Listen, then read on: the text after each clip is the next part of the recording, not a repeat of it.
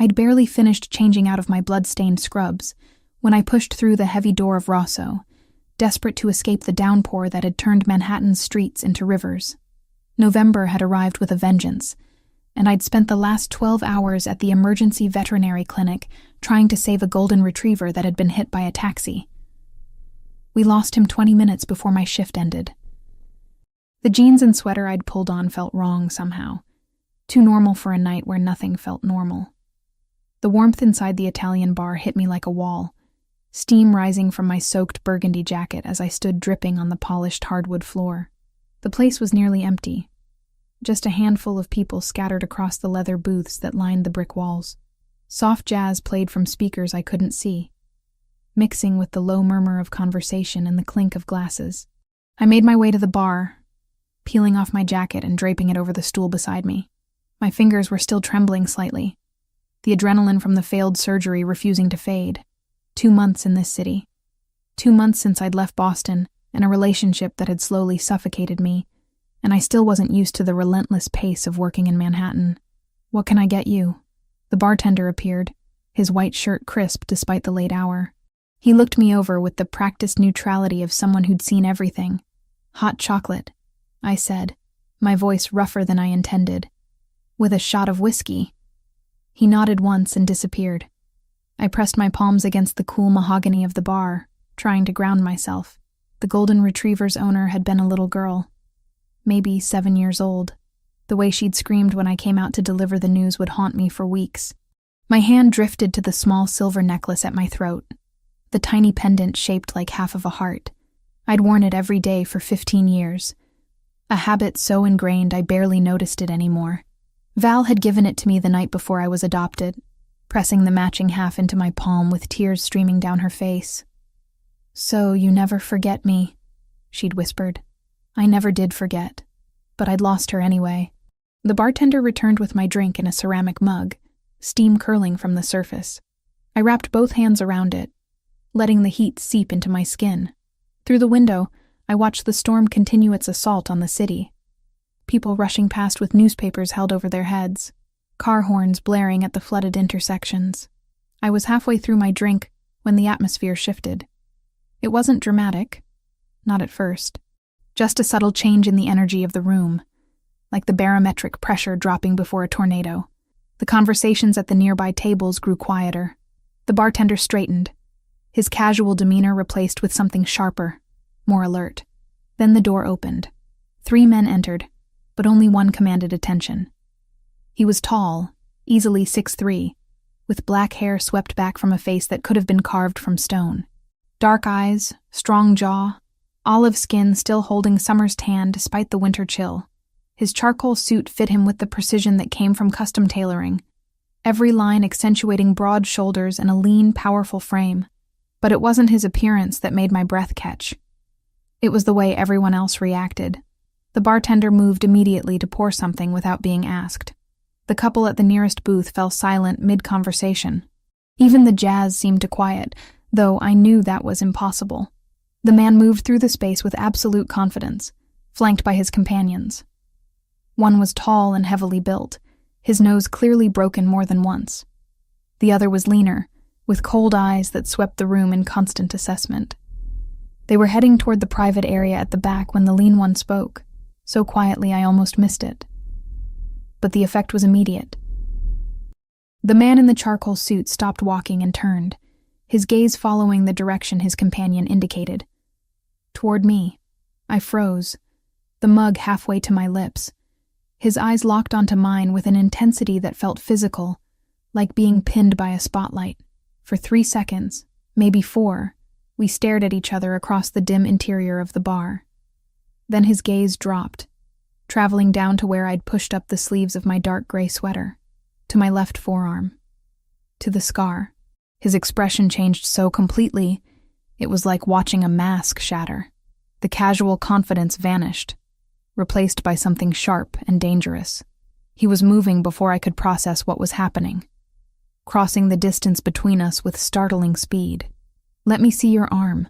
His voice was deep, smooth, with the barest trace of an Italian accent threading through his words. "Excuse me?" I managed. setting down my mug with shaking hands. He didn't repeat himself. Instead, his hand shot out and gripped my wrist, not painfully but with unmistakable authority. He yanked my arm toward him, turning it so the inside of my forearm was exposed under the bar's lighting. The scar was old, faded to a pale pink line against my skin. 2 letters intertwined in a shape that could have been abstract art if you didn't know what you were looking at. A V inside another V, the lines crossing at specific points that had been carefully planned by 2 little girls with a piece of broken glass. Who are you? The man's grip tightened slightly, his eyes never leaving the scar. Where did you get this? My heart hammered against my ribs. I don't know what you're talking about. Let go of me. Not until you answer my question. He looked up then, and I saw something in his face that made my stomach drop. Pain. Deep, aching pain hiding behind the anger. Who are you? The bigger man had materialized behind me, blocking any escape route. The lean one stood to my right, his hand resting inside his jacket in a way that suggested a weapon. The other patrons had suddenly found reasons to look anywhere else, their drinks becoming fascinating. My name is Emma Collins, I said, forcing the words out past my tight throat. I'm a veterinarian. I work at Eastside Animal Emergency. I've never seen you before in my life, and I have no idea why you care about an old scar. When did you get it? His thumb pressed against the scar, tracing one of the lines. How long ago? 15 years, I whispered. When I was 12. Now please, let go. His jaw tightened. Come with me. What? No. I'm not going anywhere with you people. It wasn't a request. He released my wrist, but only to gesture sharply toward the back of the bar. You can walk, or Marco can carry you. Your choice. The bigger man, Marco, apparently, took a step closer. I looked at the bartender, hoping for some intervention, some help. He was studiously polishing a glass, his eyes fixed on his work. No one was going to help me. I was alone with these men who clearly operated outside normal rules, and refusing would only make things worse. Fine, I said, sliding off the stool. My legs felt unsteady, adrenaline flooding my system for the 2nd time that night. But if you hurt me, I'm screaming. No one's going to hurt you, Miss Collins. The man's voice had softened fractionally, though his expression remained granite. I just want to talk. He led the way toward a door I hadn't noticed before, tucked beside the bar. It opened onto a narrow hallway that smelled of aged wood and expensive cologne. Another door at the end, this one heavy oak with a brass handle. Inside was an office that spoke of serious money. Dark wood paneling, leather chairs, a massive desk that dominated the space. Floor-to-ceiling bookshelves lined one wall, filled with leather-bound volumes that looked antique. A single lamp cast golden light across the desk's surface. The man gestured to one of the chairs facing the desk. Sit, I sat. Marco took up position by the door while the lean man disappeared back into the bar. The man in the charcoal suit moved behind the desk, opening a drawer. When he pulled out the photograph, my world tilted. It was old, faded around the edges, but the image was clear. A young woman, maybe 19 or 20, laughing at something off camera. Dark hair cascading over one shoulder, warm brown eyes crinkled with joy. And there, on her left forearm, clearly visible as she reached toward whoever held the camera, was a scar identical to mine. No, I breathed, my hand flying to my mouth. No, that's not possible. You recognize her. Another statement, not a question. I couldn't speak. My throat had closed completely, tears burning behind my eyes, because I did recognize her. She was older in this photo, grown up and beautiful, but I would know that face anywhere. I'd memorized it during 4 years of sharing a cramped room in an underfunded orphanage, studying it in the dark when nightmares woke me, finding safety in her presence. Val, I finally managed, the nickname tearing from my chest. That's Valentina. The man lowered himself slowly into his chair, his eyes never leaving my face. How do you know that name? She was my friend. The words tumbled out now, unstoppable. My best friend. We were at Santa Agnes together, the orphanage in Chicago. From the time I was 8 until I got adopted at 12, we shared everything. We were like sisters. Tell me about the scar. I looked down at my arm, at the mark I'd carried for half my life. We made them the night before I left. We knew I was being adopted the next morning, and Val, she didn't want us to forget each other. She said we needed something permanent, something that would always connect us. The memory crashed over me with painful clarity. Val's face in the dim light of the dormitory bathroom, tears streaming as she held the piece of broken glass from a shattered mirror. Her hands shaking as she made the first cut on her own arm, then on mine, both of us biting down on rolled washcloths to muffle our cries. We mixed our blood, I continued, my own tears falling now. She said it meant we'd always be part of each other, no matter how far apart we were. The V stood for Valentina, but also for forever. We promised we'd find each other again when we grew up. The man's face had gone pale beneath his tan. He leaned forward, bracing his forearms on the desk. What else do you remember? Everything, I said simply. The way the dormitory smelled like old radiators and pine sol. How we'd sneak food from the kitchen after lights out and share it under our blankets. The director, Mr. Pellegrini, with his cold eyes and colder hands. The way kids would disappear sometimes, adopted out, they said. But we never saw them again. Val used to tell me stories at night, about the lives we'd have when we escaped. She wanted to be a teacher. I wanted to work with animals. I wiped my face with the back of my hand. After I was adopted, I tried to find her. For years, I tried. But the orphanage had burned down, and all the records were gone. It was like she'd never existed. Like those 4 years were just a dream. She existed. The man's voice was rough now, scraped raw. She was my wife. The word hit me like a fist. Wife? Valentina married me 6 years ago. He pulled another photo from the drawer, this one more recent. The same woman, older now, standing beside the man currently sitting across from me. She wore a white dress, he wore a tuxedo, and they were clearly at a wedding. She never mentioned you, never said anything about Santa Agnes, about having a friend with a matching scar, about any of it. My heart cracked. She forgot about me, or she had her reasons for staying silent. His fingers traced the edge of the wedding photo. Valentina was murdered 3 years ago. Officially, it was a random mugging. Unofficially, I've spent every day since trying to find out who really killed her and why. The room spun. Murdered? She was investigating something when she died. Something dangerous. I never knew what, never understood why she was so secretive in the months before. He looked up at me, and I saw grief etched into every line of his face. But now you walk into my bar with that scar, and suddenly I'm wondering if the answer was in her past all along. I don't know anything, I protested. I haven't seen her since I was 12 years old. I didn't even know she was alive, let alone that she'd married someone, that she'd died. Maybe not consciously. He stood, moving around the desk until he was standing directly in front of me. But you're the first real lead I've had in 3 years, Miss Collins. Which means you're not leaving my sight until I know everything there is to know about Santa Agnes, about Valentina, and about why she kept you secret. You can't just keep me here. I own this bar. I own the building it's in. I own half of this neighborhood. His voice was soft, almost gentle, but utterly inflexible.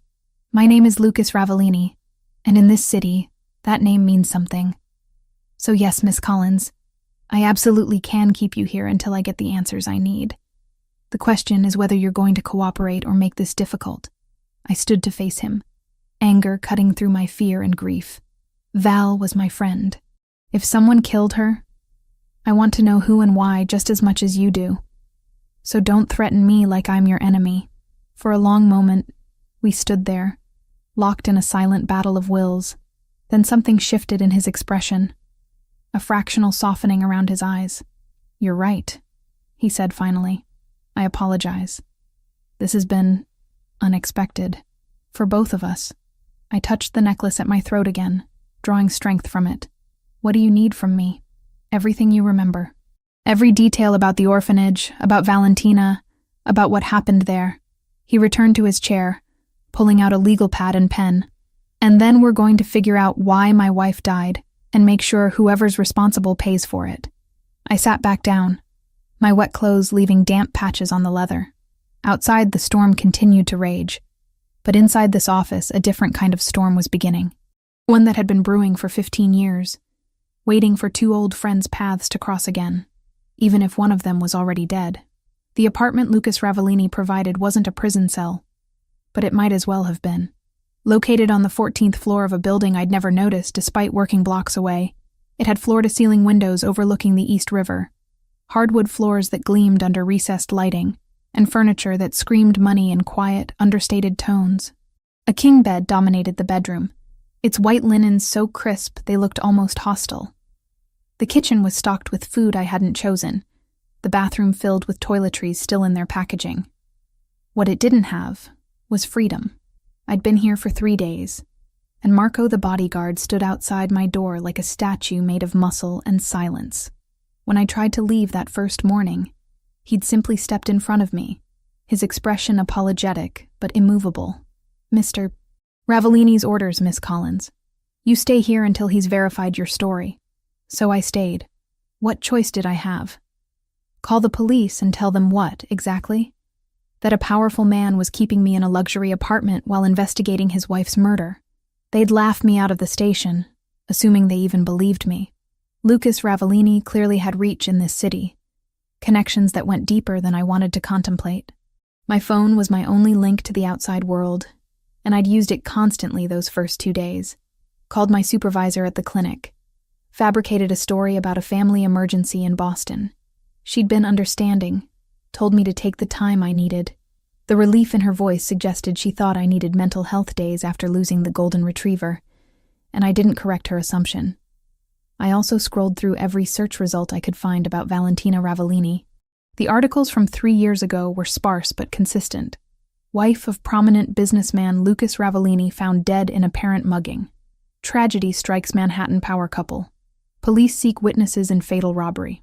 The photos showed her at charity events, always elegant in designer clothes, her dark hair styled perfectly, her smile warm but somehow distant.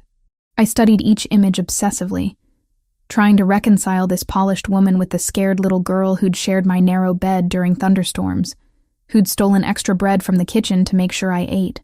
She'd lived an entire life I knew nothing about. Married a man who clearly adored her, if the grief carved into his features was any indication. Moved through a world of wealth and privilege, so far removed from Santa Agnes, it might as well have been another planet. And apparently, she'd never mentioned me once. That hurt worse than I wanted to admit. On the afternoon of the 3rd day, Lucas arrived with 2 other men I didn't recognize. They wore dark suits and carried leather briefcases, their expressions professionally neutral. Lawyers, I guessed, or investigators. They set up in the apartment's dining area, spreading documents across the glass table. Lucas gestured me over without greeting. "I need you to verify some information." I sat, my jaw tight. "Good afternoon to you too." His eyes flicked to mine briefly. "I apologize." "Good afternoon, Miss Collins. Now please verify this information." The first document was my adoption record, somehow obtained despite privacy laws. I scanned it, recognizing my younger self's signature at the bottom, the careful loops I'd practiced for weeks before signing. Thomas and Patricia Collins, approved adoptive parents. Date of adoption, March 15th, the year I turned 12. "That's accurate," I said. "Tell me about them." "The Collins family." I leaned back in the chair, crossing my arms. They seemed nice at first. Patricia baked cookies. Thomas coached Little League. They had a house in Brookline with a backyard and a dog named Chester. They wanted a daughter to complete their perfect family picture. What went wrong? The question landed like a punch. I'd spent years in therapy dissecting exactly what went wrong, understanding that it wasn't my fault, that I'd been a traumatized kid with behavioral issues stemming from institutionalization. Understanding didn't make it hurt less. "I had nightmares," I said quietly, screaming nightmares that woke the whole house. I hoarded food in my room because I was terrified there wouldn't be enough. I couldn't stand being touched without warning, which made Patricia cry because she wanted to be an affectionate mother. I got into fights at school when kids made fun of my secondhand clothes. Lucas's expression hadn't changed, but something in his posture had softened fractionally. After 2 years, they sat me down and explained very calmly that they'd made a mistake. that they weren't equipped to handle a child with my level of need, that it would be better for everyone if I returned to state care. I picked at a loose thread on my sleeve. They were probably right. I was miserable there, trying to be someone I wasn't. But it still felt like being thrown away twice. One of the investigators made a note. Lucas didn't move. Where did you go after? Back into the system. Foster homes, mostly. Some were okay, some were terrible. All were temporary. I learned to keep my head down, not get attached. On my 18th birthday, I aged out with exactly $300, a garbage bag of belongings, and a social worker who helped me apply for college scholarships. You chose veterinary medicine. Animals don't lie, I said simply. They don't pretend to want you when they don't. They're honest about their needs and their pain. It made sense to me. Lucas nodded slowly. And your recent move to Manhattan from Boston. My shoulders tensed. That's not relevant to Valentina. Everything about you is relevant until I determine otherwise. The arrogance in his tone sparked my anger back to life. I left because my ex-boyfriend was suffocating me. He wanted to know where I was every minute, who I talked to, what I spent money on. He never hit me, if that's what you're asking. But he didn't have to. The control was violence enough. Something dark crossed Lucas's face. His name? Why? You planning to break his kneecaps? I tried to make it sound sarcastic, but given what I'd learned about Lucas Ravellini in my internet deep dives, I wasn't entirely joking. Just curious. His tone suggested otherwise. We spent the next 2 hours going through every detail I could remember about Santa Agnes. The investigators took meticulous notes as I described the building's layout. A converted Victorian house that always smelled of boiled cabbage and industrial cleaner. The shared bedrooms with bunk beds lined up military-style, thin mattresses and thinner blankets. The dining hall where we ate in shifts. The oldest kids serving the younger ones under the watchful eye of staff who seemed perpetually exhausted. I described Mr. Pellegrini, the director, his tall frame always dressed in cheap suits that hung slightly wrong. His office that smelled of coffee and something chemical I could never identify. The way he'd call certain children in for interviews, and they'd leave looking pale and shaken, but no one ever explained why. Some kids just disappeared, I told them, touching the necklace at my throat without thinking. We'd go to bed with them in the next bunk, and by morning they'd be gone. The staff said they'd been adopted, that families had come for them. But it always happened so fast. No goodbyes, no warning. Did this happen to children you were close to? One of the investigators asked. A few. Sarah, who was 7 and had a lisp. Marcus, who was 14 and taught me how to pick locks on the supply closet. Both just vanished overnight. Val used to say they were lucky, that they'd gotten families. But she never sounded convinced.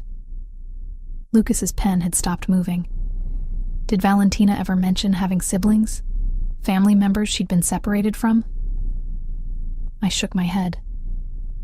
She said she didn't remember anything before the orphanage. She was placed there at 3 years old, she thought, but wasn't sure. The memories were too fuzzy. Did she ever seem like she was looking for someone? Trying to find out about her past? Not that I knew of. She was more focused on the future. She wanted to be a teacher, work with little kids. She was good at it too, always helping the younger children with their homework, reading to them before bed. My throat tightened. She would have been amazing at it. The room fell silent, except for the scratch of pens on paper. Through the windows, Manhattan's evening lights were beginning to bloom. The city transforming into something magical, despite all its grit and darkness. Finally, Lucas stood. Thank you for your cooperation, Miss Collins. The information you've provided has been helpful. So I can leave now? You can return to your apartment and your job, but you'll have protection. Protection or surveillance? Both. He gestured to one of the investigators. This is Joseph. He'll be your primary escort, along with a rotating team. They'll accompany you to work, to the grocery store, anywhere you go. I don't need a babysitter. You do if you want to stay alive. Lucas's voice had gone cold again. Valentina died investigating something connected to that orphanage. Now you show up with evidence linking you to her past, to a place she never mentioned existed. Whoever killed her might decide you're a loose end. The implications settled over me like ice water. I'd been so focused on the mystery, on the shock of finding Val again only to learn she was dead. that I hadn't considered I might be in actual danger. I didn't know anything, I protested. I haven't seen her in 15 years. How could I possibly be a threat?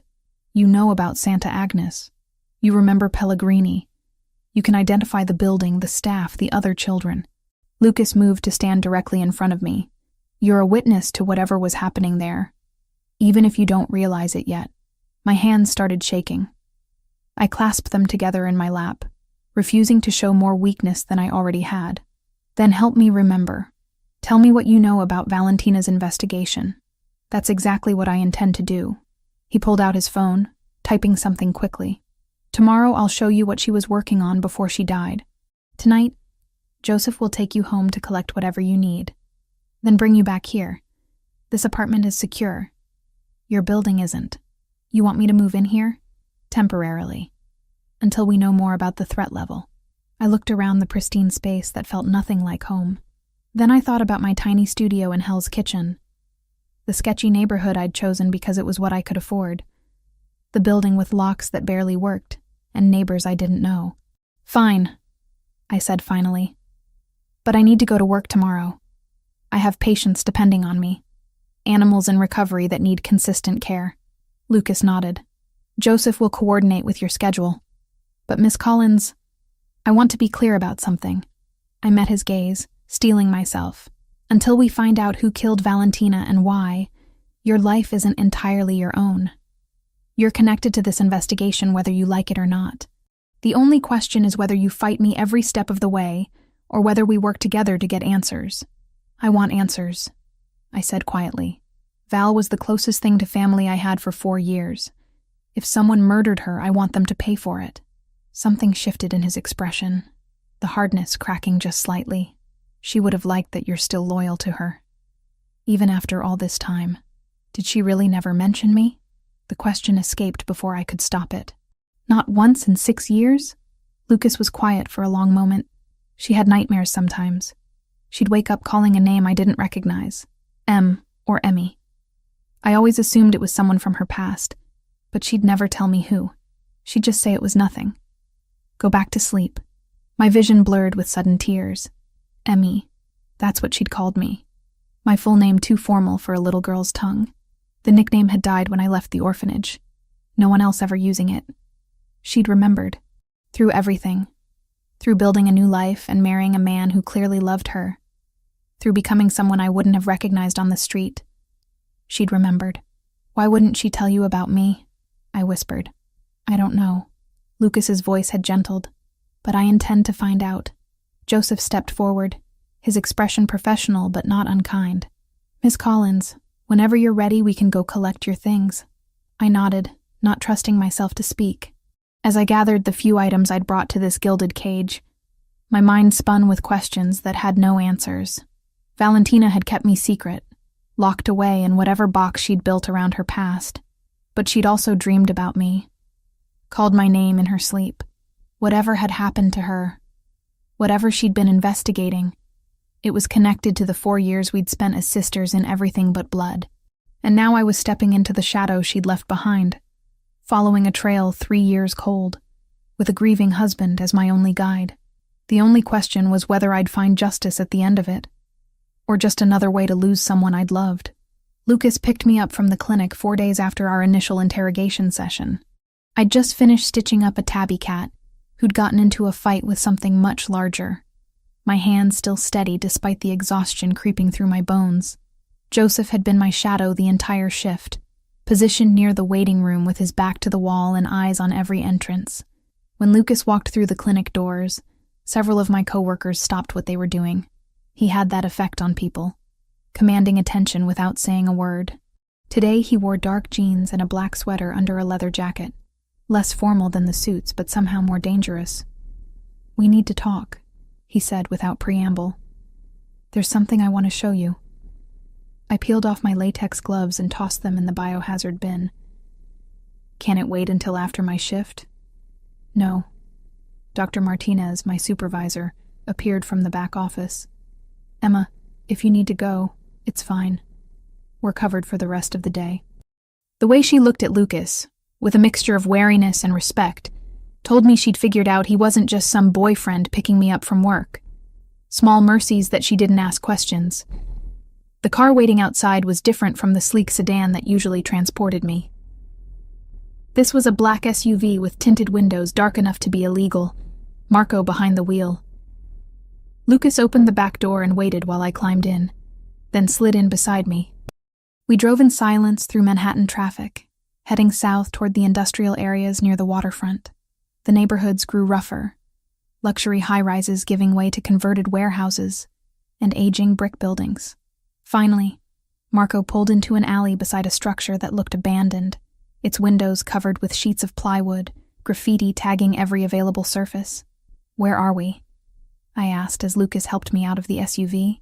"Somewhere private." He led me to a side entrance, punching a code into a keypad that looked far too new for the building's exterior. The door clicked open, revealing a stairwell that had been recently renovated, fluorescent lights humming overhead. We climbed 2 flights to a heavy steel door.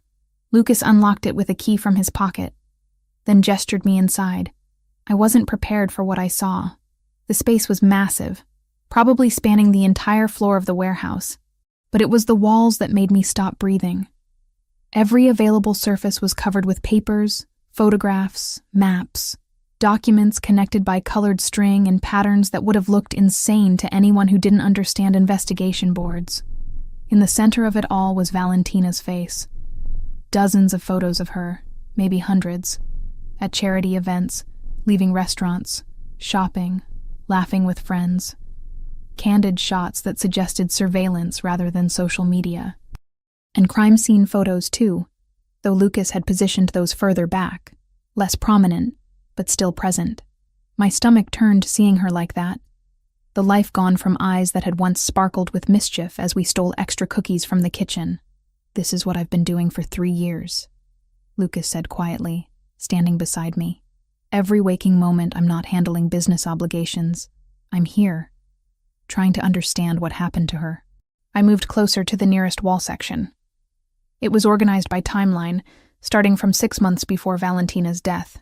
There were bank statements, credit card receipts, phone records. Every detail of her life documented with obsessive precision. "You tracked everything she did," I whispered. "After she died, yes. When the police closed the case as a random mugging, I knew they were wrong. Valentina was careful, aware of her surroundings. She wouldn't have walked into a dangerous situation unprepared." His voice carried the weight of endless sleepless nights. "So I started digging. Found things she'd been researching in secret, places she'd visited without telling me, people she'd contacted." He pointed to a section focused on financial records. "This is what led me to the truth. Valentina had been tracking money movements through a charitable organization called Hope Foundation. Legitimate on the surface. Donations going to children's services, foster care support, adoption assistance. But the numbers didn't add up. I studied the documents, seeing highlighted sections, handwritten notes in margins. How so? Money coming in matched reported donations, but money going out to actual services was only about 30%. The rest disappeared into shell companies, offshore accounts. Lucas pulled out a folder from a filing cabinet and handed it to me. It took months to trace, but I finally found where most of it was going. To facilitate private adoptions, international placements, payments to officials in multiple countries to expedite paperwork. My hands shook as I opened the folder. Inside were lists, spreadsheets with names, dates, ages, and amounts. Children. Dozens of them, maybe more. "Child trafficking," I said, my voice hollow. "On a massive scale. Operating for at least 15 years before Valentina started investigating." Lucas moved to another section of the wall. "And the organization running Hope Foundation? They also operated several orphanages and group homes, including this one."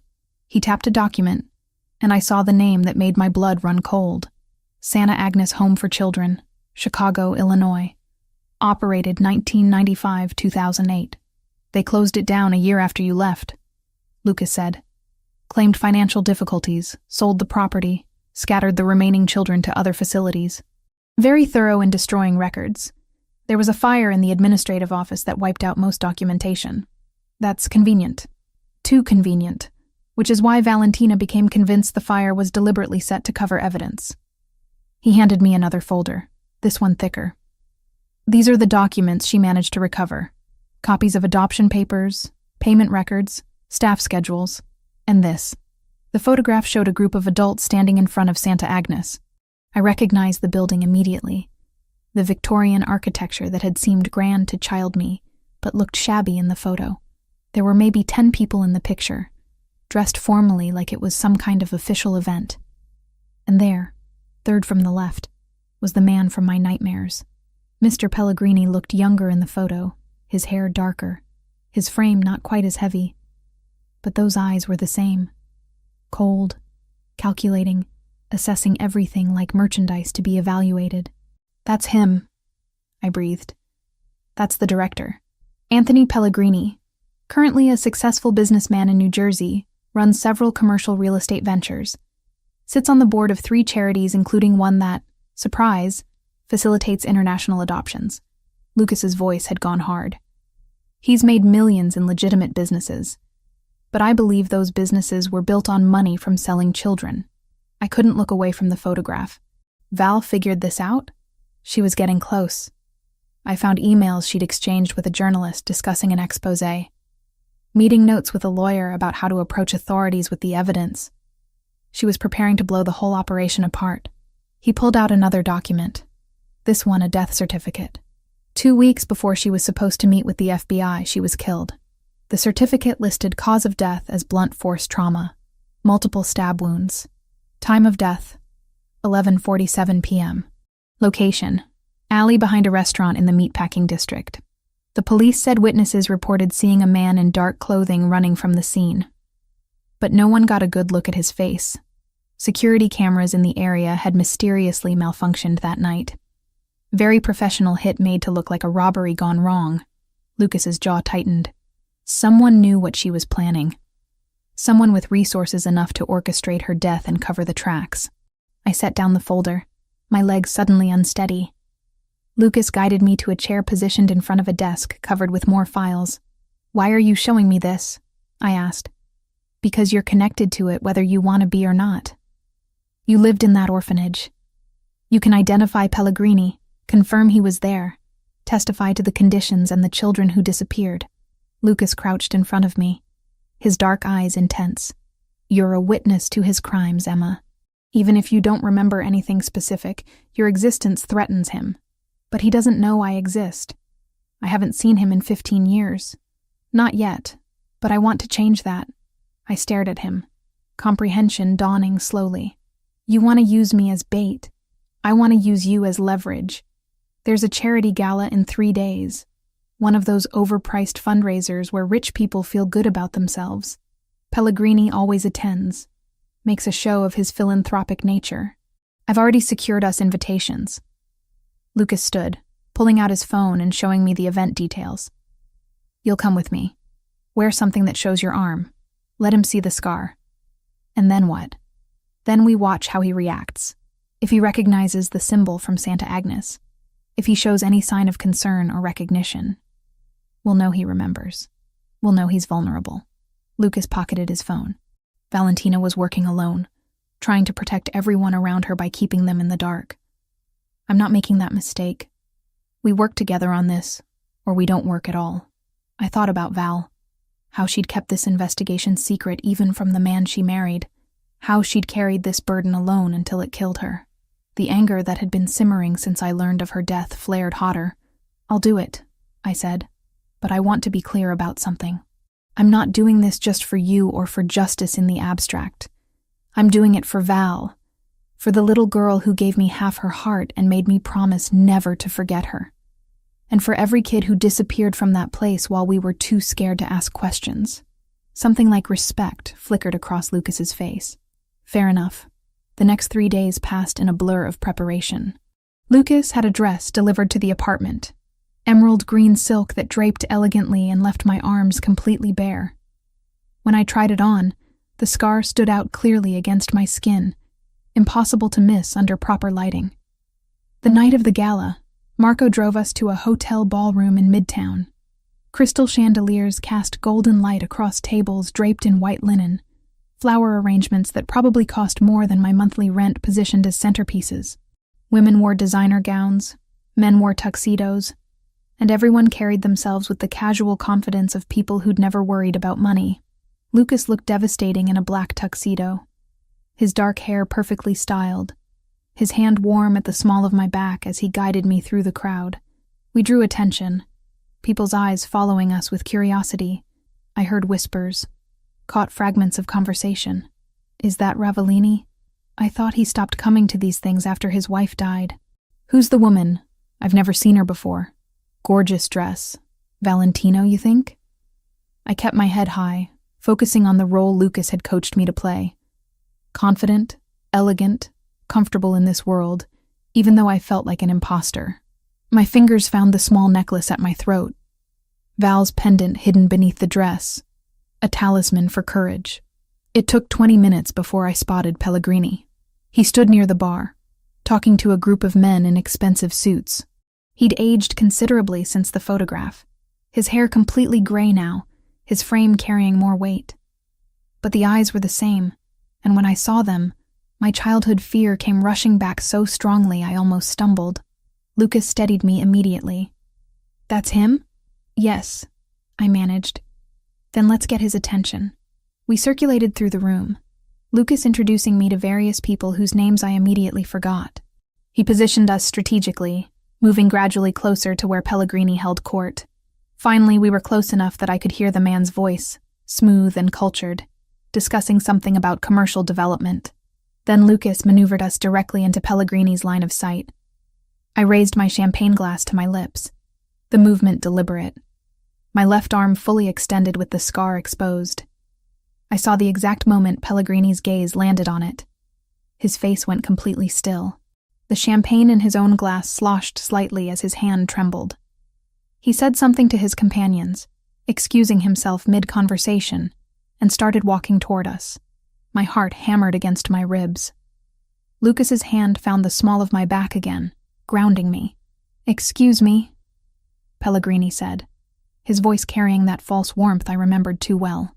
"I'm sorry to interrupt, but have we met before? You look extraordinarily familiar." I turned to face him fully, letting him see my face clearly under the chandelier light. "I don't believe so. I'm Emma Collins." "Emma Collins," he repeated slowly, his eyes never leaving my scar. "That name doesn't ring a bell, but I could swear I know you from somewhere. Have you done any work in children's services? Charity organizations, perhaps?" "Not professionally, though I did spend time in the foster system as a child." I kept my voice light, casual. "Chicago area mostly. Place called Santa Agnes. Maybe you've heard of it?" The effect was instantaneous. What little color remained in his face drained completely. His champagne glass nearly slipped from his fingers before he recovered, that professional mask sliding back into place. "Santa Agnes?" "Yes, I believe that was a group home that closed some years back. Unfortunate situation."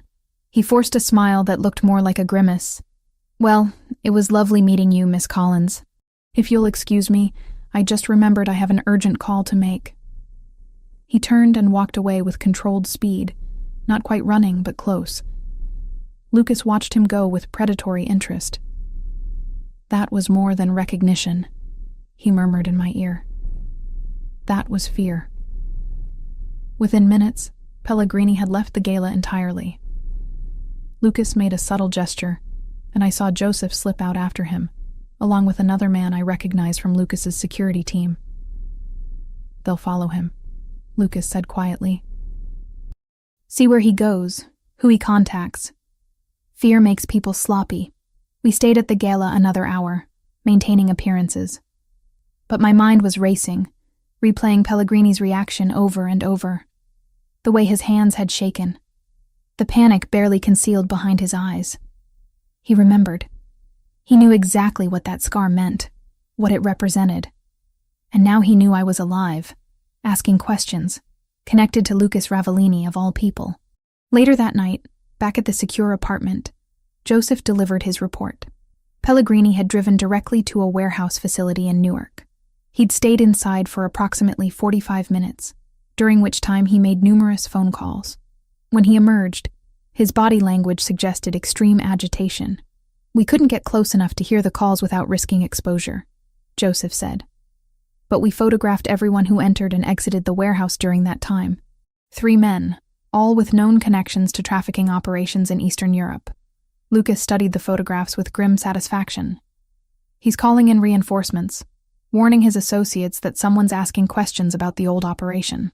"Which means I'm in danger now," I said, stating the obvious. "Which means we accelerated the timeline," Lucas corrected. "Pellegrini just confirmed his guilt by panicking. Now we push harder, force him to make mistakes. And when he does, we'll be ready." I looked at the photographs spread across the table, at the warehouse where Pellegrini had run like a scared animal seeking his den. Somewhere in that building, or in buildings like it, were the records and evidence that could prove what happened to dozens of children, including what happened to Val, why she died. "What's the next move?" I asked. Lucas's expression was cold and calculating. "We make him more afraid. And we see what crawls out of the woodwork when a man like Anthony Pellegrini starts to panic." I touched Val's necklace through my dress, drawing strength from the small piece of silver that connected me to her. She'd started this investigation alone, driven by the need to find her lost sister and protect other children from the same fate. Now I'd continue it. Not alone this time, but with Lucas and his resources, his determination, his own need for justice. The game had begun in earnest, and there was no turning back now. The night shift at Eastside Animal Emergency was usually quiet, just me and Dr. Patel handling the occasional emergency that couldn't wait until morning. Joseph stood his usual post near the reception desk, pretending to read a magazine while actually scanning every person who walked through the door. I'd gotten used to his presence over the past week, the way shadows had become part of my daily existence. I was finishing paperwork on a cat with kidney failure when the bell above the door chimed. A man entered carrying a medium-sized dog wrapped in a blanket, his face twisted with apparent concern. "Please, you have to help him," the man said, his accent thick. Eastern European, maybe. "He was hit by car. He's bleeding." Dr. Patel was in surgery with another case. I moved around the counter immediately, my training overriding everything else.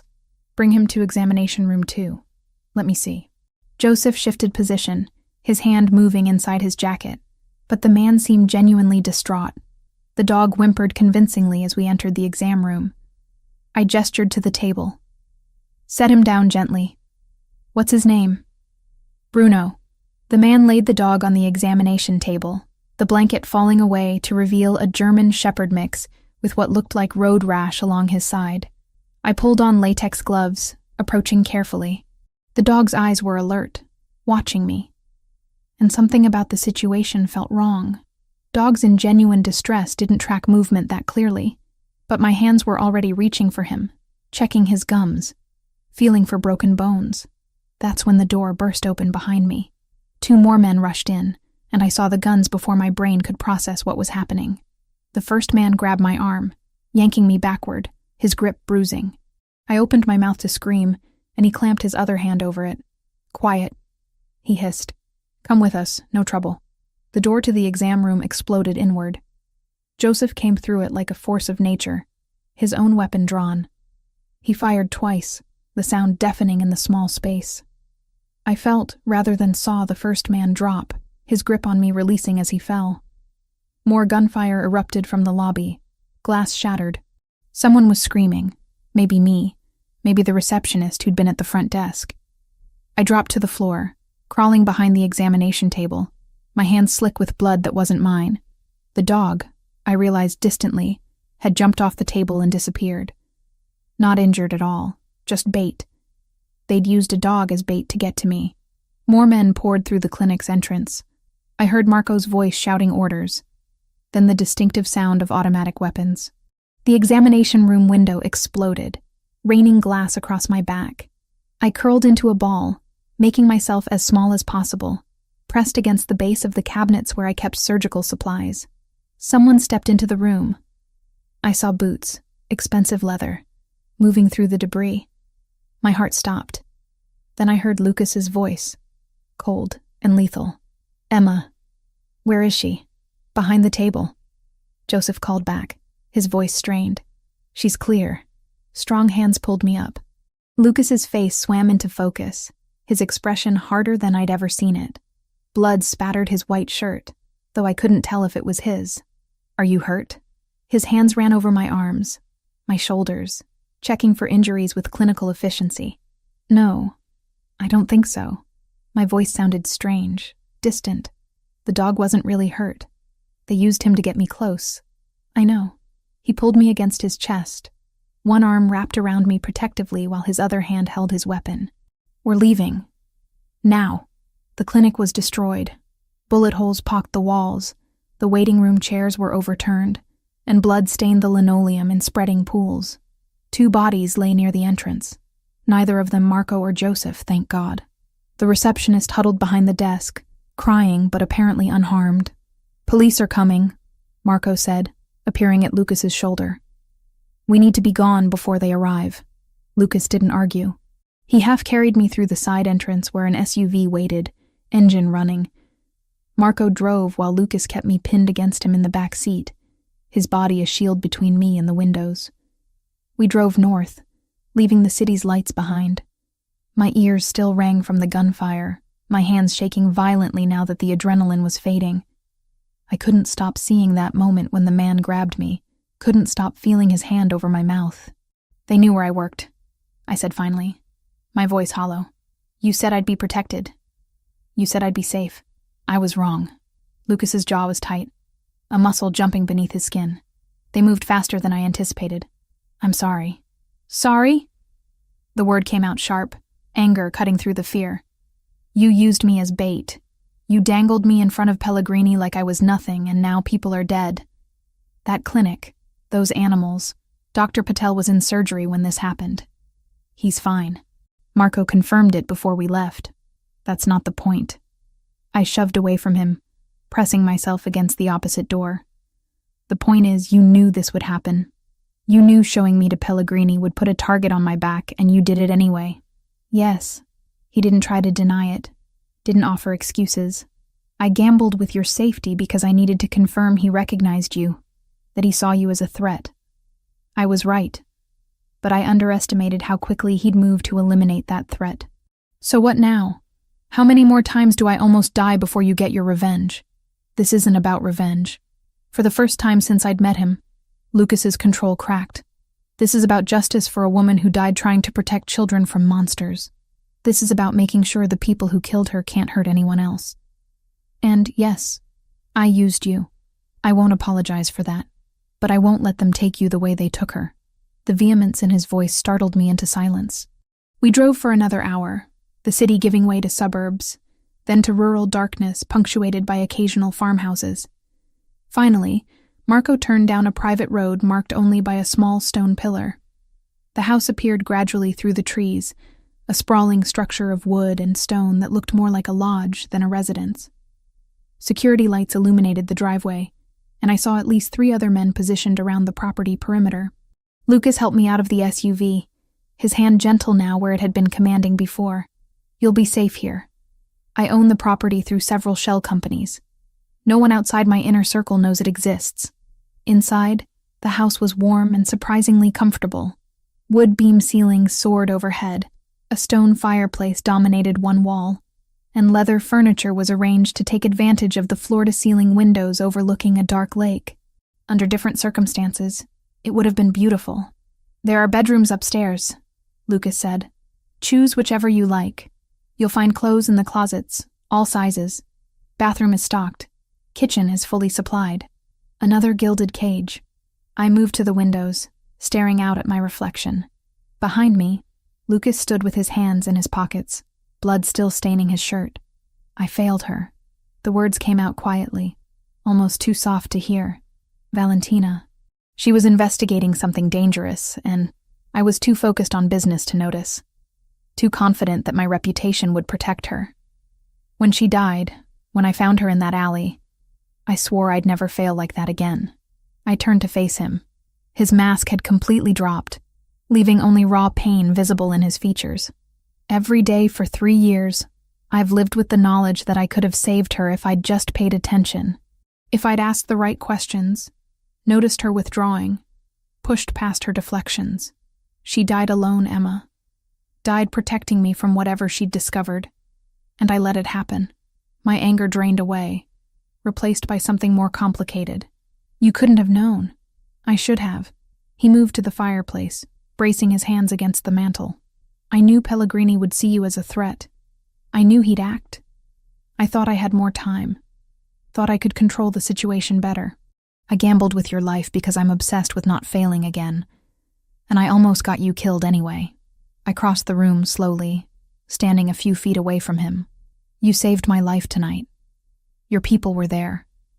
If Joseph hadn't come through that door when he did, if I hadn't put you in that position at all, you wouldn't have needed saving. Val was investigating Pellegrini before she ever met you, I said. This started long before you were in the picture. You didn't fail her, Lucas. The system failed her. The people who should have protected those children failed them. Pellegrini and everyone who enabled him failed. You're just the one who loved her enough to keep fighting after she was gone. He looked at me then, really looked, and I saw the depth of his grief laid bare. I don't know how to do this any other way. Don't know how to stop. Then don't stop. But stop blaming yourself for things you couldn't control. We stood there in the silence of the lodge, two people bound together by a dead woman's memory and a shared need for justice. Outside, the lake reflected starlight, peaceful and oblivious to the violence we'd left behind in the city. Over the following days, a strange domesticity developed. Lucas worked from the lodge, taking calls in the study, coordinating his various business interests remotely. I discovered horses in the stable behind the house, 3 of them, clearly well cared for. No one stopped me when I started visiting them, spending hours brushing their coats, cleaning their stalls, finding solace in the simple, honest work. Lucas watched me sometimes. I'd look up from grooming one of the horses and see him standing at the window of his study, his expression unreadable. When I came back inside, he'd be on a phone call or reviewing documents. But the coffee waiting for me was always exactly how I liked it. Conversations happened in fragments. Over breakfast, I told him about veterinary school, how I'd worked 3 jobs to afford it even with scholarships. How the first time I successfully performed surgery on a dog hit by a car, I'd cried for an hour afterward, overwhelmed by the responsibility of holding life in my hands. He told me about meeting Valentina at a business dinner, how she'd been seated beside him by her father, an associate looking to strengthen ties. How she'd spent the entire meal asking him questions about legitimate aspects of his businesses, pointedly ignoring the unspoken understanding of what else he controlled. She wasn't impressed by power, Lucas said, his fingers tracing patterns on his coffee cup. She wanted to know what I actually did with it, whether I used it to help people or just to acquire more power. I'd never been asked that before. Most people either fear me or want something from me. She just wanted to understand me. When did you know you loved her? 3 months later. She'd started working as a teacher's aide at an elementary school in the Bronx. Rough neighborhood, kids with difficult lives. She invited me to come see the classroom she'd set up with her own money, bought books and supplies because the school couldn't afford them. I watched her with those kids. How gentle she was, how patient, and I knew I'd never let her go. But it was arranged initially. Her father suggested we meet. We both knew what that meant. But what we built was real, Emma. Every day of those 6 years was real. The investigation continued around us. Lucas received constant updates from his people. Pellegrini had gone to ground after the failed attack on the clinic, his usual haunts abandoned, his phones disconnected. But he couldn't disappear completely, not someone with his business interests and public profile. On the 4th night, Lucas called me into his study. Documents covered every surface, his laptop showing what looked like banking records. My people found something. Valentina's lawyer, the one she consulted about bringing evidence to the FBI, kept copies of everything she gave him, including this. He turned the laptop toward me. I saw scanned documents, official-looking forms with government seals, birth certificates, adoption papers, medical records, all from Santa Agnes Home for Children. This is a safe deposit box, Lucas explained. Valentina rented it under a false name 2 months before she died. The lawyer had a key, held in escrow to be delivered to law enforcement if anything happened to her. But he never came forward after her death. Why not? He died. Car accident, 6 weeks after Valentina. Officially ruled an accident, but the timing is suspicious.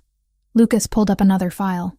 His firm kept the box rental information in their files. It took my people this long to find it and get access to the bank records. What's in the box? I don't know yet, but according to the rental agreement, Valentina designated one person besides herself who could access it. He pulled up a document, and I saw my name. Emma Collins, pre-authorized accessor, biometric data on file as of March 2020. That's a year before she died, I whispered. She registered me a year before, which means she knew she might die. Was planning for that possibility, and she wanted you to be able to access whatever she'd hidden. Lucas closed the laptop. The bank is in Connecticut, about 2 hours from here. We can go tomorrow if you're ready. I thought about Val, my scared little friend who'd grown into a woman brave enough to investigate a human trafficking ring, who'd kept me secret to protect me, but had also made sure I could access her evidence if the worst happened. She'd never forgotten me. Not really. She'd just loved me enough to keep me far away from the danger she was walking into. I'm ready, I said. That night, I couldn't sleep. I stood at the window of the bedroom I'd claimed, watching the lake shimmer under moonlight. Tomorrow, I'd learn what Val had been hiding, what she'd deemed important enough to die protecting. And somehow, I'd have to find the strength to continue what she'd started. The drive to Connecticut took longer than expected. Morning traffic clogged the highways leading out of the city, giving me too much time to think about what we might find in Valentina's safe deposit box. Lucas sat beside me in the back seat, working on his laptop, but I caught him glancing at me more than once. The tension between us had shifted over the past week at the lodge.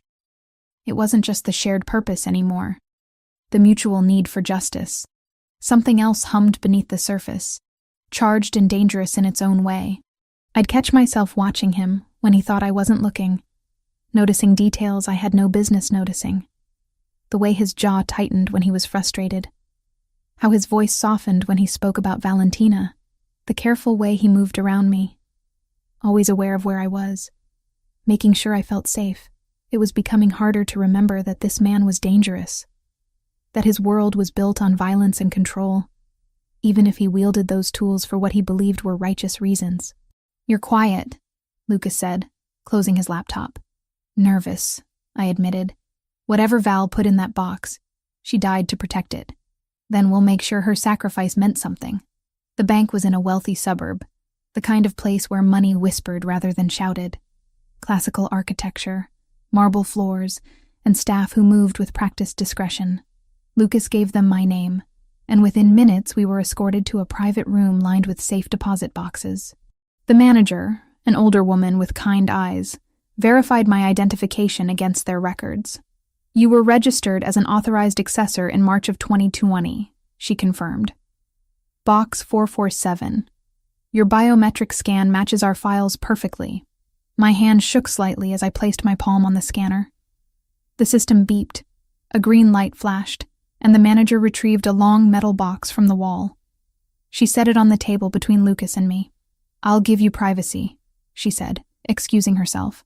For a long moment, neither of us moved. The box sat there, innocuous and terrifying. The last message from a woman who'd been murdered for what she knew. Do you want me to open it? Lucas asked quietly. No. I reached for the latch. This is from Val to me. I need to do it. Inside, nestled in protective cloth, was a laptop, several thumb drives, a stack of folders bound with rubber bands, and a silver necklace with a pendant identical to mine. I lifted it carefully, the chain sliding through my fingers.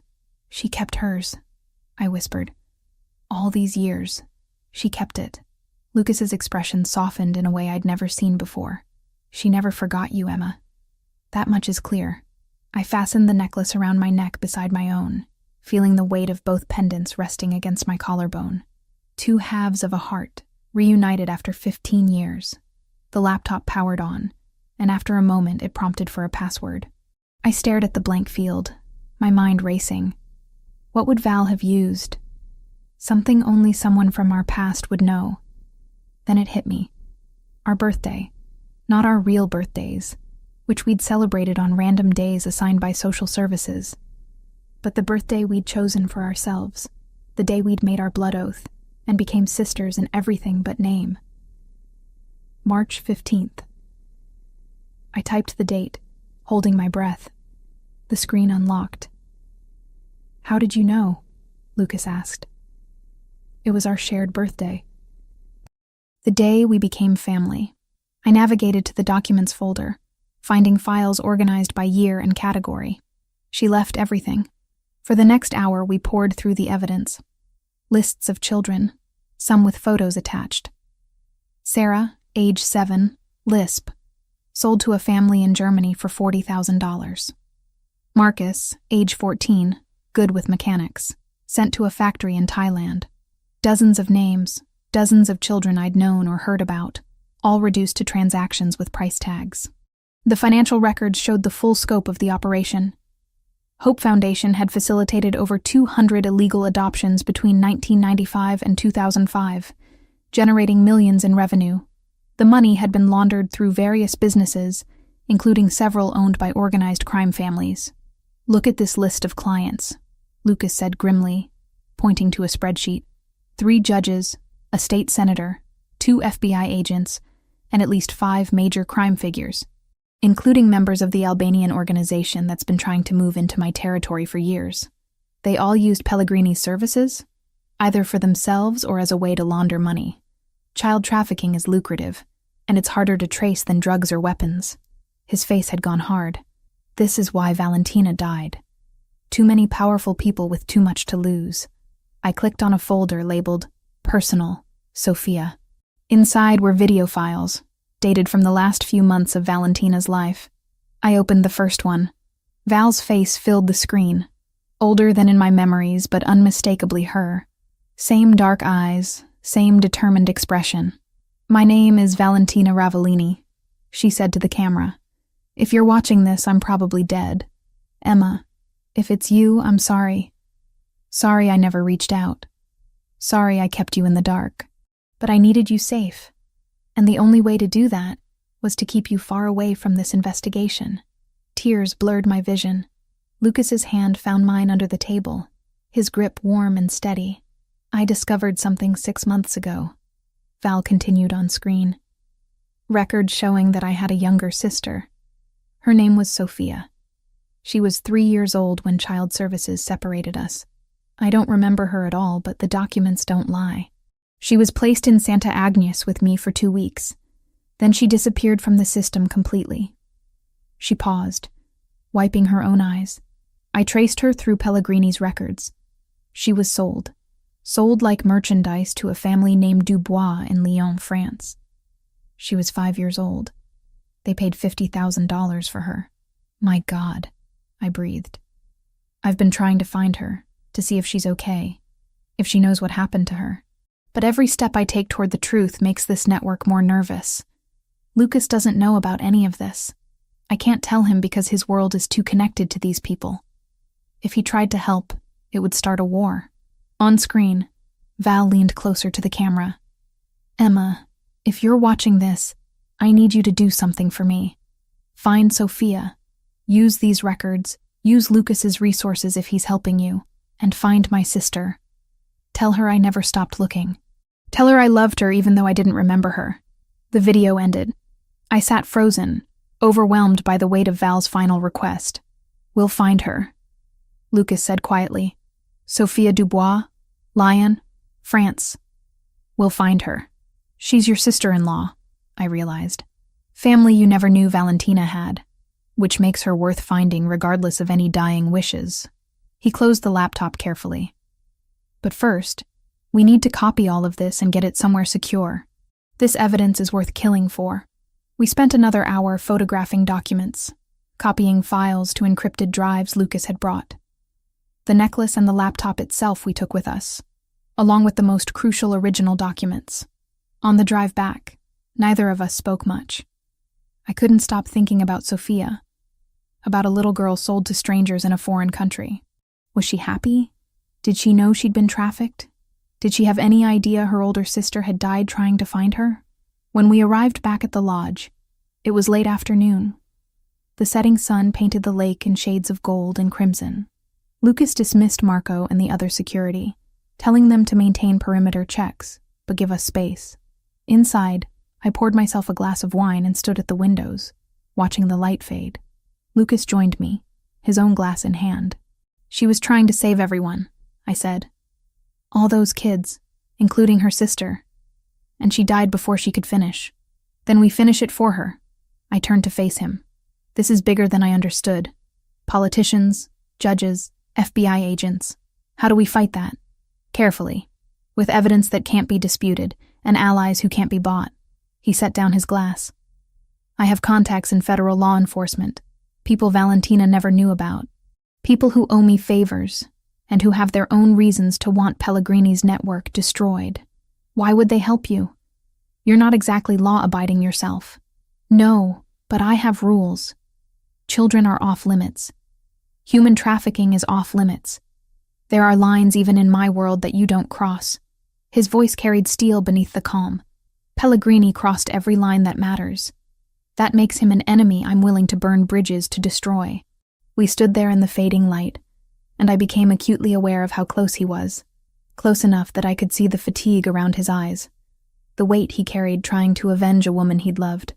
Close enough to smell his cologne, woodsy and warm. "Lucas," I started, not sure what I wanted to say. He lifted his hand slowly, giving me time to move away, and brushed a strand of hair from my face. His touch was gentle, at odds with everything I knew about him. "I know this isn't the right time," he said quietly. "I know you're grieving your friend, that you're scared and angry and confused.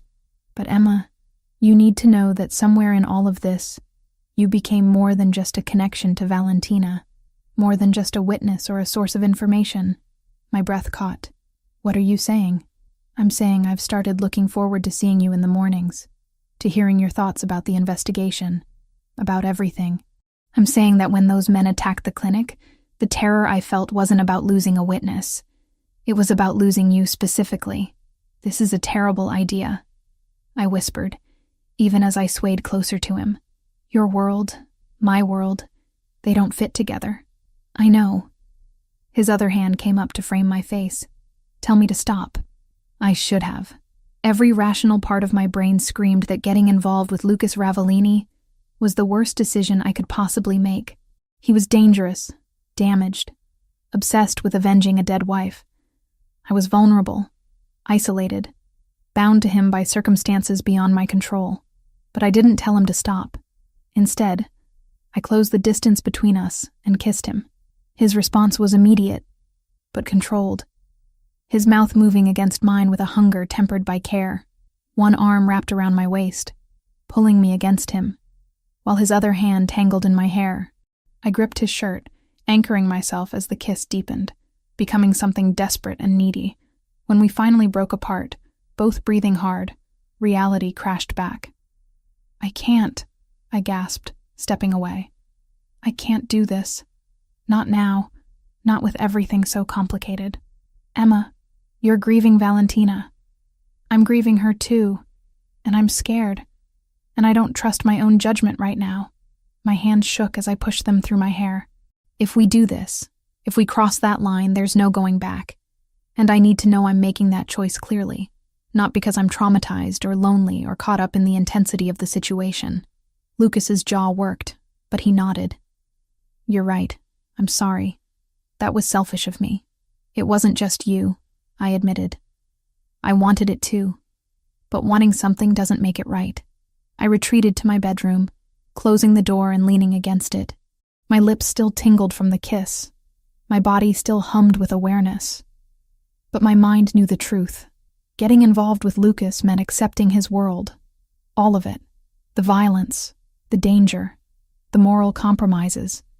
It meant choosing a path that had no clear destination. And I wasn't ready to make that choice. Not yet. Not until I understood what I was really choosing. The days after retrieving the evidence from Connecticut blurred together. I barely slept, spending every waking hour reviewing Valentina's files, searching for any scrap of information about Sophia. Lucas gave me space, working from the study while I commandeered the dining table, spreading documents across every available surface. The adoption records were buried deep in the files, hidden within a folder labeled Personal Research. I found them on the third day, my eyes burning from hours of reading. The paperwork showed a transaction dated August 1998. Sophia Marino, age 5, transferred to the custody of Jean-Claude and Marie Dubois of Lyon, France. $50,000, paid in 3 installments to Hope Foundation, with Anthony Pellegrini's signature on every document. Val had highlighted sections, made notes in the margins. Dubois family legitimate? Check background. Sophia would be 32 now. Lion address, still current. My sister had been so close to finding her. If she'd lived just a few more months, she might have succeeded. Lucas found me crying over the documents that evening. He didn't say anything. Just sat beside me and waited until I could speak. "We need to find her," I said, my voice raw. "Sophia, we need to finish what Val started. That could be dangerous. Expanding the investigation internationally brings complications. I don't care." I turned to face him, gripping his arm. "Val died trying to find her sister. The least we can do is complete her mission. Don't you want to meet your sister-in-law? Don't you want to know if she's okay?" Something shifted in his expression. "You're right. I'll make some calls." Within hours, Lucas had mobilized contacts across Europe. His reach extended further than I'd imagined, connecting with people in France who could track down a 32-year-old woman with minimal information. It should have disturbed me how easily he commanded such resources. Instead, I felt grateful. While his investigators worked, the tension between us grew unbearable. We moved around each other carefully, maintaining physical distance while the air crackled with unspoken words. I'd catch him watching me from across a room, his expression unguarded for just a moment before he looked away. At night, I lay awake knowing he was one floor below, probably also unable to sleep. I was falling for him.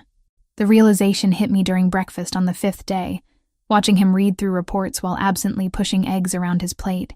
He'd barely eaten since we found the evidence, consumed by the same obsession that had driven Val. But unlike Val, he wasn't alone. He had me, whether he fully acknowledged it or not. The problem was admitting I was falling meant accepting everything that came with Lucas Ravellini. His world, his choices, his past and future. I'd spent years building walls around myself, protecting against the pain of abandonment and rejection. Letting him in meant demolishing those walls completely. A week after we'd started the search, Lucas's investigator called with results. We sat together in his study while he put the call on speaker. "Found her," the woman's accented voice announced. "Sophia Dubois, 32 years old, currently residing in Paris. She's an elementary school teacher at Saint-Michel Primary School in the 15th District. Never married, lives alone in a small apartment near the school. Background on the adoptive family?" Lucas asked. "Jean-Claude Dubois died in 2015 heart attack. Marie Dubois still alive, living in a care facility in Lyon with advanced Alzheimer's. They were legitimate professionals, no criminal record. By all accounts, they treated Sophia well. She visits her mother monthly." Relief washed through me. At least Val's sister had ended up in a loving home, despite the horrific circumstances of her adoption. "Does she know?" I asked. "About how she was adopted?" "Unknown. Her birth records list the Dubois as her biological parents. If she suspects anything, she's never pursued it officially." After the call ended, I turned to Lucas. "I need to go to Paris. I need to tell her in person. Emma, this isn't negotiable. Val left me that message specifically asking me to find Sophia and tell her the truth. I'm not doing that over a phone call or through an intermediary." I stood, pacing the study. "She deserves to know she had a sister who loved her, who died trying to find her." Lucas studied me for a long moment. "Then I'm coming with you. For security." "Fine." 2 days later, we landed in Paris. The city spread beneath us as we descended. Beautiful and ancient and completely overwhelming. I'd never been to Europe, never traveled much beyond the East Coast. Now I was about to shatter a woman's entire understanding of her own history. Lucas had arranged everything with his typical efficiency. A car waited at the airport, a hotel suite overlooking the Seine, contacts who confirmed Sophia's schedule and habits. She spent Saturday mornings at a cafe near her apartment, grading papers and reading. That's where I found her. The cafe was tucked into a quiet street in the 15th district, small tables spilling onto the sidewalk despite the November chill. I spotted Sophia immediately. She sat near the window, dark hair pulled into a casual bun, wearing a cream-colored sweater and jeans. Her face was partially obscured by the laptop in front of her, but when she looked up to take a sip of coffee, I saw Val in her features. The same warm brown eyes, the same shape to her mouth. My sister's sister. Lucas waited across the street, giving me space but close enough to intervene if needed. I approached her table slowly, my heart hammering. "Excuse me," I started carefully. "Are you Sophia Dubois?" She looked up, surprised. "Yes? Do I know you?" "No, but I need to talk to you about something important. May I sit?" Wariness crossed her face, but she gestured to the empty chair. "All right." I sat, placing the folder I'd brought on the table between us. Inside were photos of Valentina, documents from Santa Agnes, copies of the adoption papers, evidence carefully selected to tell a story without completely destroying her. "My name is Emma Collins. I know this is going to sound strange, but I knew your sister. Your biological sister, Valentina." Sophia's face went completely still. "I don't have a sister. I'm an only child. That's what you were told, but it's not true." I opened the folder, pulling out a photo of Valentina at age 4 or 5, standing in front of the orphanage. "This is Valentina Marino. She was your sister. You were both placed in Santa Agnes Home for Children in Chicago when you were very young. She was older, about 6. You were only 3. This is ridiculous." But Sophia's hands were shaking as she reached for the photo. "Who sent you? What kind of sick joke is this?" "It's not a joke. I wish it were." I pulled out the adoption papers next, the ones showing her sale to the Dubois family. "You were separated when you were 5. Your adoptive parents paid $50,000 through an organization that was trafficking children internationally. They may not have known it was illegal. They may have believed they were going through legitimate channels. But the truth is, you were stolen from your sister and sold." Sophia stood abruptly, her chair scraping against the floor. "You're insane. I need you to leave. Please, just look at this." I pulled out my laptop, the one containing Valentina's videos. "Your sister spent the last months of her life trying to find you. She was murdered 3 years ago because of it. The least you can do is watch what she wanted to say to you." Something in my voice must have convinced her. She sat back down slowly, her eyes never leaving my face. "Murdered? Yes, by the people running the trafficking operation. She got too close to the truth." I turned the laptop toward her and pressed play on the video file labeled, "For Sophia." Val's face filled the screen. Sophia gasped, one hand flying to her mouth. "My name is Valentina Marino," Val said from the recording. "If you're watching this, then you're my sister Sophia, and someone finally found you. I'm so sorry it took so long. I'm so sorry I couldn't find you myself." Tears streamed down Sophia's face as Val continued, describing fragmented memories of a baby sister. A toddler who laughed constantly. A little girl taken away in the middle of the night while Valentina screamed and fought the adults holding her back. "I never forgot you," Val said. "Even when I couldn't remember your face, I knew something was missing. Someone was missing. And when I found the records, when I learned what happened to us both, I promised myself I'd bring you home." The video ended.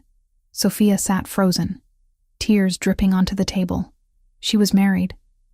I continued quietly. "To a man named Lucas Ravellini. She was happy, as far as I know. She became the kind of person who fought for children who couldn't fight for themselves. And she never stopped looking for you. Why didn't she find me?" Sophia's voice broke. "If she was looking, why didn't she find me before she died? Because she ran out of time. Because the people she was investigating killed her before she could finish." I pulled out the letter, the handwritten pages Val had sealed in an envelope marked, "For my sister.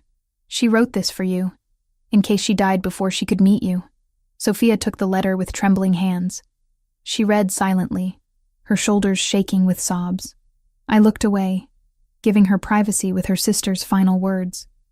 When she finally finished, she set the letter down carefully, as if it might disintegrate. Did she suffer? When she died? I don't know the details, but it was quick from what I understand. And you? How did you know her? We were friends. As children, in the same orphanage. We lost touch when I was adopted, but we made a promise to never forget each other. I touched the necklace at my throat, both pendants visible. She kept hers. Even after all those years, she kept it. Sophia reached out, her fingers brushing the silver. She really loved me. I can feel it in her words. She did, more than anything. We sat in silence for a long time, the cafe bustling around us while Sophia processed information that had just rearranged her entire life. Finally, she looked up at me with red-rimmed eyes. "Thank you," she whispered, "for finishing what she started, for making sure I knew the truth. She would have wanted you to know, would have wanted you to understand that you were loved, even when you were apart." Sophia gathered the photos, the documents, holding them against her chest like precious treasures. "Will you tell me about her? About what she was like?" So I did. I told her about Val the child, brave and fierce and protective. And Lucas, who'd been watching from across the street, eventually joined us, telling her about Val the woman, brilliant and determined and full of hope. We talked until the cafe closed, sharing stories of a woman who'd connected us all. And when Sophia finally stood to leave, she hugged me tightly. "I have a sister," she said. "I had a sister who loved me. That changes everything." As I watched her walk away, both our contact information saved in her phone, I felt the weight of Val's final request lift from my shoulders. I'd done it. I'd honored her memory, finished her mission, brought her sister the truth she deserved. It wouldn't bring Val back. Nothing would. But it was something. And for now, that had to be good enough. We returned from Paris to find Lucas's operation already in full swing. The lodge had been transformed into a command center, monitors displaying surveillance feeds, maps spread across every surface, men speaking in low voices into headsets. I stood at the edge of it all, feeling like an outsider watching a machine I didn't fully understand. Lucas found me on the back deck, staring at the lake. "We have what we need," he said without preamble. "Valentina's evidence, combined with the contacts I've made, it's finally enough to move." "Move how?" I reached out to an FBI agent, Sarah Mitchell. She's part of a task force investigating child trafficking. Valentina tried to contact her 3 years ago but was killed before they could meet. His jaw tightened. Mitchell confirmed the FBI has been building a case against Pellegrini for years, but never had concrete evidence. Now we do. Over the next 48 hours, I watched Lucas orchestrate something that looked more like a military operation than law enforcement. He coordinated with Agent Mitchell, sharing Valentina's files while keeping his own involvement carefully legal. The FBI couldn't officially work with someone like Lucas, but they could act on anonymous tips and evidence that mysteriously appeared in their possession. The trap was elegant in its simplicity. Lucas's financial people created false transactions suggesting a large sum of money from the old Santa Agnes operation was being moved through accounts in New Jersey. They made sure the information leaked to sources that would reach Pellegrini, making it look like someone was stealing from funds he thought were safely hidden. "He'll have to verify personally," Lucas explained, pointing to a warehouse location on the map. "The amounts we're showing are too large to trust to intermediaries. His paranoia will force him out of hiding. And then what? Then the FBI arrests him with evidence of financial crimes linking him to the trafficking operation. Once they have him in custody, they can build the full case using everything Valentina collected." It sounded reasonable, professional, safe even.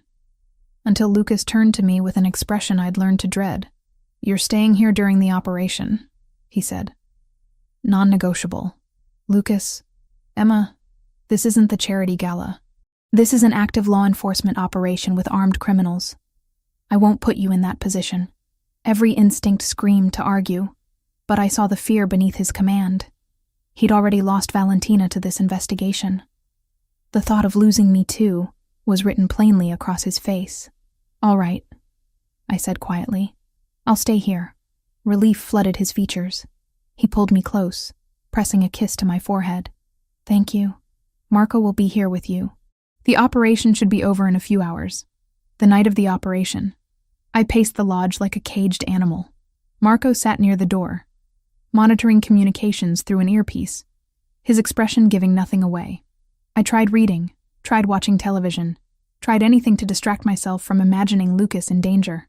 Then Marco's posture changed. He pressed his hand to his earpiece, his face going pale. What? I demanded. What's happening? Complications.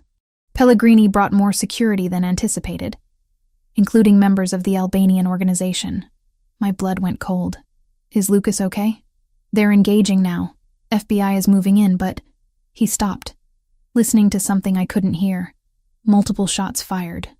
Officer down. No, wait, I didn't hear the rest.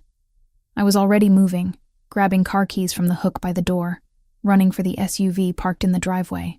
Miss Collins, stop! Marco called after me, but I was already behind the wheel, the engine roaring to life. My hands shook on the steering wheel as I raced toward Jersey City. The memory of the clinic invasion flooded back, the sound of gunfire, the smell of blood, the terror of being grabbed. But stronger than the fear was the certainty that I couldn't lose Lucas. Not now. Not when I'd finally admitted to myself that I loved him. The warehouse district was chaos when I arrived. Police cars blocked the streets, their lights painting everything in red and blue. Ambulances stood with doors open. I abandoned the SUV and ran toward the commotion, my medical training automatically cataloging the scene. Multiple injured FBI agents providing cover, local police establishing a perimeter. And there, being treated by paramedics near one of the ambulances, was Lucas. Blood stained his shirt, his left arm hanging at an awkward angle. But he was alive. He was arguing with the paramedic trying to examine him, his attention fixed on the warehouse where FBI agents were leading out suspects in handcuffs. Lucas! I shouted, pushing past an officer trying to stop me. His head snapped toward me, and I saw his expression transform.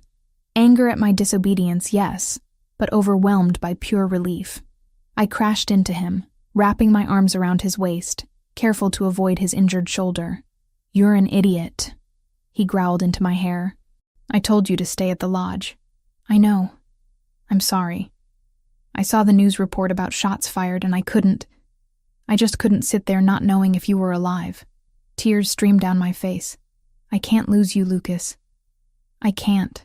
His good arm tightened around me. I'm okay. It's just a flesh wound. The operation was successful. I pulled back enough to see his face. What happened? Pellegrini showed up with 8 men, including 3 from the Albanian organization. They were protecting their investment. We knew there'd be resistance, but not that level. He gestured toward the warehouse. Firefight lasted about 10 minutes. FBI moved in as planned. We got Pellegrini and 7 of his people. 1 Albanian got away, but we'll find him. Agent Mitchell approached, a woman in her 40s with sharp eyes and an FBI windbreaker. Mr. Ravellini, I need to be very clear about something. Officially, you weren't here tonight. Officially, an anonymous tip led us to this location where we discovered Anthony Pellegrini engaged in illegal activity. Understood, Agent Mitchell. Lucas's voice carried respect. I'm just a concerned citizen who happened to be in the wrong place at the wrong time. She nodded, then looked at me. You must be Emma Collins. The evidence your friend Valentina collected is going to put away a lot of very bad people. She died a hero. Thank you, I managed. As Mitchell walked away to coordinate with other agents, I turned back to Lucas. The paramedic had finished bandaging his shoulder, declaring he needed proper treatment at a hospital, but would survive. Let's get you checked out properly, I said, slipping my hand into his uninjured one. In a minute. He cupped my face with his good hand, his thumb brushing away my tears. You drove here. Even after what happened at the clinic, even knowing there was active gunfire, you drove here. I had to. I realized something tonight. Sitting in that lodge, waiting for news, I realized that I can't live in fear anymore. Not fear of being hurt, not fear of losing people, not fear of loving someone who lives in a dangerous world. I met his dark eyes steadily. I love you, Lucas. I don't know when it happened or how, but I do, and I can't pretend otherwise anymore. For a moment, he just stared at me. Then he kissed me, there in the middle of the chaos, with FBI agents and police officers and paramedics all around us. It was a kiss that tasted of blood and smoke and desperation, but also of hope and future and promises neither of us had dared to make. When we broke apart, both of us breathing hard, he rested his forehead against mine. I love you too. I think I have for weeks, but I was too afraid to admit it. Too afraid I was betraying Valentina's memory. She'd want you to be happy, I said softly. She'd want both of us to be happy. Yeah, his smile was bittersweet. She would. We stood there holding each other while around us, the machinery of justice processed Anthony Pellegrini and his associates. Valentina's evidence, combined with what the FBI found tonight, would ensure convictions. The trafficking network she'd died exposing would finally be dismantled. It wouldn't bring her back. Nothing would. But it honored her sacrifice. And maybe, just maybe, it would prevent other children from suffering the way we had suffered. As dawn broke over Jersey City, Lucas and I left the scene together, ready to face whatever came next. Not as investigator and witness, not as protector and protected, but as two people who'd found each other in the wreckage of tragedy and chosen to build something new from the ruins. 4 months had passed since the night Anthony Pellegrini was arrested in that Jersey City warehouse. 4 months of trials, testimonies, and headlines that dominated the news cycle. The trafficking network Val had died exposing was finally being dismantled piece by piece. 47 arrests across 3 countries, with more indictments coming daily. I stood in the doorway of my new veterinary clinic, watching the morning sun paint Manhattan's streets gold. The sign above read, "Second Chances Animal Care," in simple lettering, and through the windows, I could see the examination rooms I'd spent weeks designing, the surgical suite equipped with everything I'd ever dreamed of having, the recovery area where animals could heal in comfort and safety. Lucas had insisted on financing it, but the clinic was registered solely in my name. My business, my rules, my independence maintained even as our lives became increasingly intertwined. "You're here early."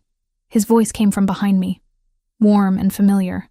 I turned to find him carrying 2 coffee cups, his suit jacket slung over one arm despite the hour. He'd clearly come straight from his apartment in the city, the one he'd kept separate from mine at my insistence. "Couldn't sleep," I admitted, taking the coffee he offered. "First day jitters. You'll be brilliant." He kissed my temple, a gesture that had become natural over the past months. "Though I'm surprised you're not more focused on the other meeting today. The foundation. Hope renewed, we'd called it. Using money recovered from Pellegrini's seized assets combined with Lucas's own considerable contribution. The mission was simple, but crucial. Helping victims of child trafficking reconnect with biological families when possible. Providing therapy and resources when reunion wasn't feasible. I'd thrown myself into the work with the same intensity I brought to veterinary medicine. Maybe it was guilt over all the children I hadn't saved as a kid. Or maybe it was honoring Val's memory. Probably both. "Agent Mitchell confirmed the latest case this morning," I said, pulling out my phone to show Lucas the email. "A woman in Oregon, 28 years old now, trafficked from Santa Agnes in 2001. We found her mother living in Chicago. They're meeting next week. That makes 12 reunifications." Pride colored his voice. "Valentina would be proud of what you've built." "What we've built," I corrected, slipping my hand into his. "I couldn't have done any of this without your resources, your connections, your support. Over the past months, I'd learned to accept help without feeling like I was losing myself. Lucas had learned to offer support without controlling. It was a delicate balance, one we navigated through honest conversations and firm boundaries that I'd established early. I kept my own apartment in Queens, modest compared to his penthouse but entirely mine. I maintained my own bank accounts, my own career path, my own social circle separate from his world. We had dinner together most nights, spent weekends at the lodge when we needed peace. But I never moved into his space completely. It was the only way I could love him without losing myself in the process. "I have something for you," Lucas said, pulling a small envelope from his jacket pocket. Sophia sent it. Val's sister had stayed in Paris, but we'd remained close, exchanging weekly emails and video calls. She'd visited once, spending a week in New York meeting Lucas properly, sharing stories about the sister she'd never known. The connection we'd formed felt precious, a living link to Valentina. I opened the envelope to find a photo. Sophia standing beside an older woman in a care facility, both smiling at the camera. On the back, she'd written, "Mom had a lucid day.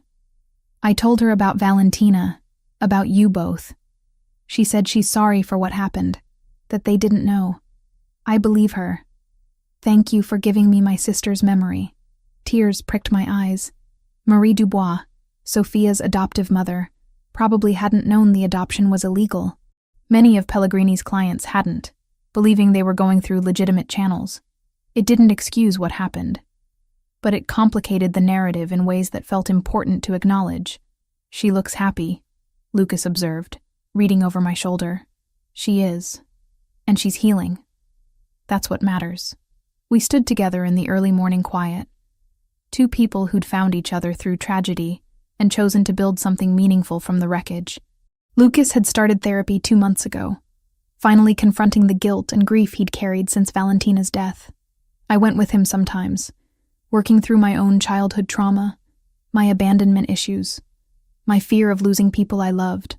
It wasn't easy. Some days the weight of everything felt crushing. But we carried it together, and that made all the difference. "Come on," I said, finishing my coffee. "We have somewhere to be before the clinic opens." Lucas understood immediately. We drove to the cemetery in Queens, the small plot where Valentina was buried beneath a simple headstone. I'd visited once before, right after returning from Paris, but this time felt different. This time, I wasn't coming to report on a mission completed. I was coming to share a life transformed. The morning was cold but clear, autumn leaves carpeting the ground in shades of rust and gold. I knelt beside the grave, placing the white lilies I'd brought, Val's favorite flower that I'd learned about from Lucas's stories. "Hey, Val," I said softly. "It's Emma. I brought Lucas with me this time. We have some things to tell you." Lucas crouched beside me, his hand finding mine. Together, we told her about Sophia, about the reunion that had meant everything, about the foundation helping other children, 12 reunifications with more coming, about the clinic opening today, dedicated to healing creatures who couldn't heal themselves, the way Val had tried to heal broken children. "I hope you're proud," I whispered, touching both pendants at my throat, hers and mine reunited. "I hope wherever you are, you know that your death wasn't meaningless, that what you started we're continuing, that Sophia knows she was loved, even by a sister she never met." Lucas was quiet for a long moment, then spoke directly to the headstone. "I'm sorry I didn't see what you were doing. Sorry I wasn't there when you needed me most. But I promise you, I'll protect Emma the way I failed to protect you. And I'll make sure every child we can save through the foundation knows they matter, the way you believed they mattered." We sat there in the peace of the cemetery, 3 people connected by blood oaths and wedding vows and shared purpose. The morning sun climbed higher, warming the air, and I felt something settle in my chest that had been restless since childhood. Belonging. Not to a place or a person, though I loved both the clinic and Lucas deeply, but belonging to something larger, a purpose that extended beyond myself, helping others the way Val had tried to help, healing wounds both literal and figurative, being part of a cycle of recovery and hope. When we finally stood to leave, Lucas pulled me close, pressing a kiss to my hair. "I love you, Emma Collins. Every stubborn, independent, brilliant part of you. I love you too, Lucas Ravellini. Even the parts of you that scare me sometimes." He laughed, a sound I'd learned to treasure because it was rare and genuine. Fair enough. As we walked back to the car, I took one last look at Valentina's grave. The sun caught the pendants at my throat, making them shine. 2 halves of a heart, carried by 2 women who'd survived impossible childhoods and fought to protect others from the same fate. Val's fight had ended too soon, but mine was just beginning, and I wouldn't face it alone.